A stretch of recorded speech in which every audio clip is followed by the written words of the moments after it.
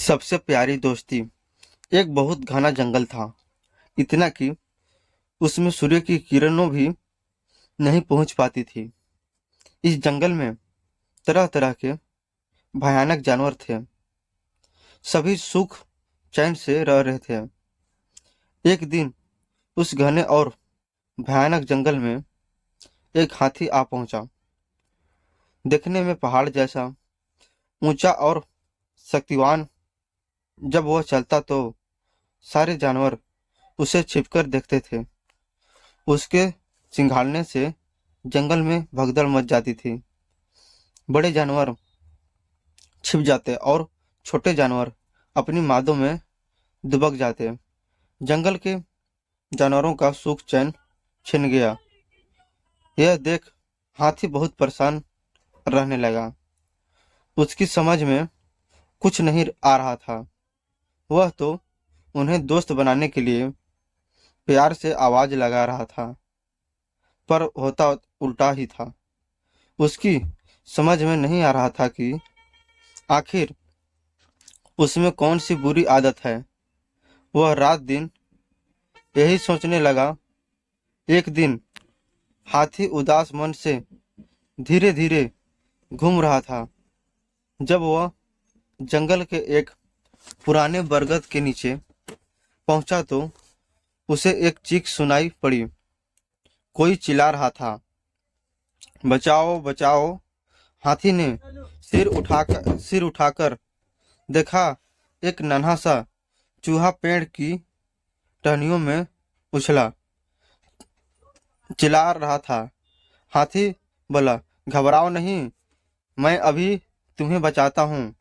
हाथी को देखकर पहले तो चूहा कुछ डर गया, लेकिन मरता क्या न करता।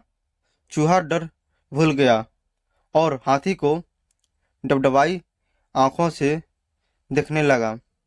हाथी ने अपनी सूंड ऊपर उठा दी और चूहा उस पर बैठकर नीचे उतर गया। नीचे आते ही चूहा तेजी से भाग गया। उसने पीछे मुड़कर भी नहीं देखा। बेचारे हाथी ने तो सोचा था कि चूहा ही उसका दोस्त बनेगा, पर वो अभी भाग गया। अब हाथी को विश्वास हो गया कि उसका कोई भी दोस्त नहीं बन सकता। यह सोचकर वह रोने लगा, लेकिन थोड़ी ही देर में चिड़िया का मधुर गाना उसे सुनाई पड़ने लगा। ऐसा गाना उसने इस जंगल में पहले कभी नहीं सुना था। देखते ही देखते जंगल के सारे जानवर हाथी के पास चारों तरफ एक घेरा बनाकर नाचने गाने लगे। कोई सीटी बजा रहा था तो बंदर ढोल पीट रहा था। शेर सुरीली आवाज में गा रहा था। हाथी को यह सब एक सपने की तरह लग रहा था। हाथी ने हैरानी से देखा, झुंड में वही चूहा सबसे आगे था जिसे हाथी ने बचाया था। उस छोटे चूहे ने कहा, आज तुमने मुझे बचाया है। तुम बहुत ही अच्छे हो।